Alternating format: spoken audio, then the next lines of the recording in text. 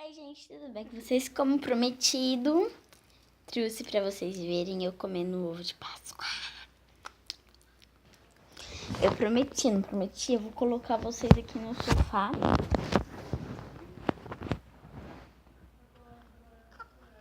Vou tirar o plástico. Tá vendo? Esse aqui não é recheado, tá? Ah.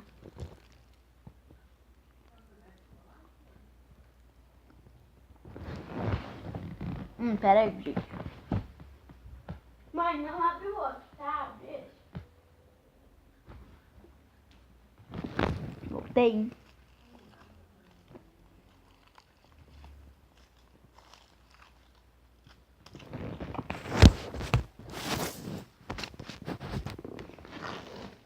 Vamos entregar o ovo pra minha mãe, só um minuto.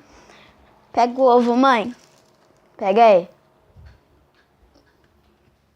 Pronto, gente. Tem que ser precipitação. Aí o tudo aqui.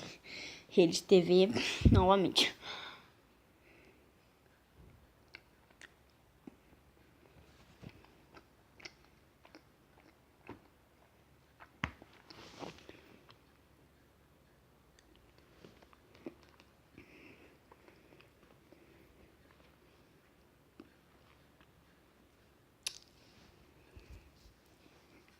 E foi esse o vídeo de hoje. Espero que vocês tenham gostado.